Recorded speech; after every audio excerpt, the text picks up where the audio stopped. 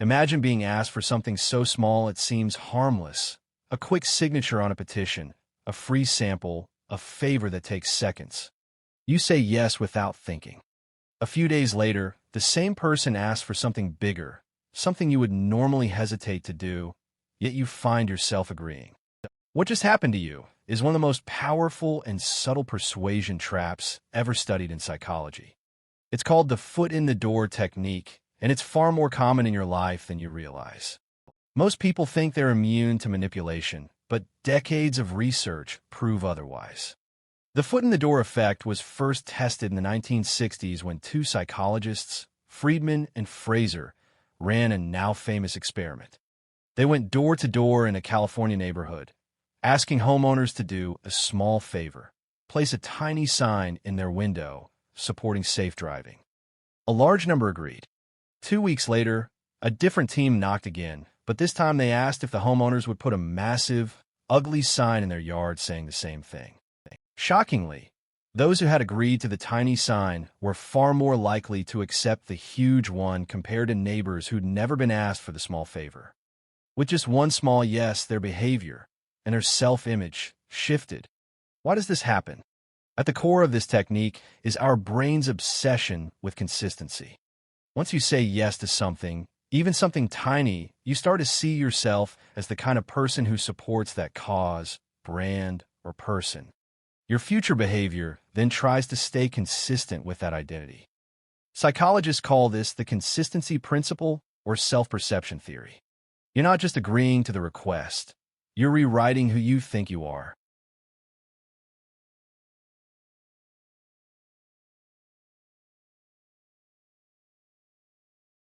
You've seen this tactic everywhere. Marketers give you free samples or trials, knowing you're more likely to buy after accepting something small. Charities ask for a petition signature or a tiny donation first, then hit you later with a bigger ask. Political campaigns get you to share a post or sign up for updates before asking for money or volunteering.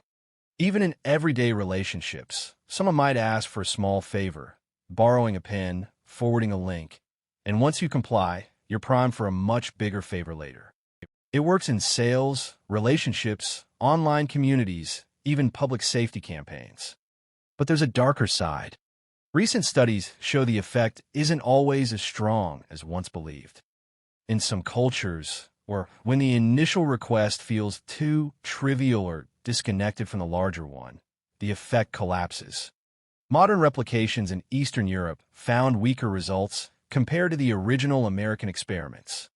Psychologists also found that when people sense manipulation, the trap backfires, making them less likely to comply with future requests.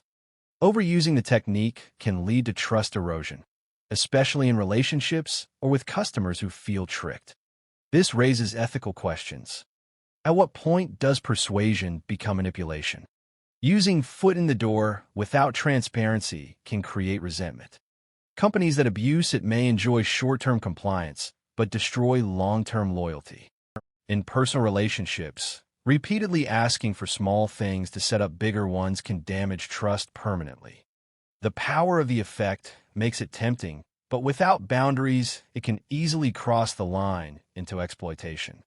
So how do you use this technique without being manipulative? First, make sure your initial request is genuinely related to your larger goal. People feel betrayed when the first ask is irrelevant or misleading. Second, keep your first ask meaningful but easy, something that signals alignment rather than manipulation. Third, allow people to say no.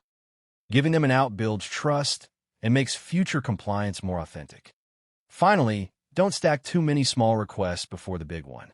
If people feel you're setting them up, they'll resist. Understanding the foot in the door effect isn't just about protecting yourself from being influenced. It's also about recognizing how every small yes you give to friends, brands, causes gradually shapes your identity and your future choices. Every minor agreement leaves a footprint in your self-image.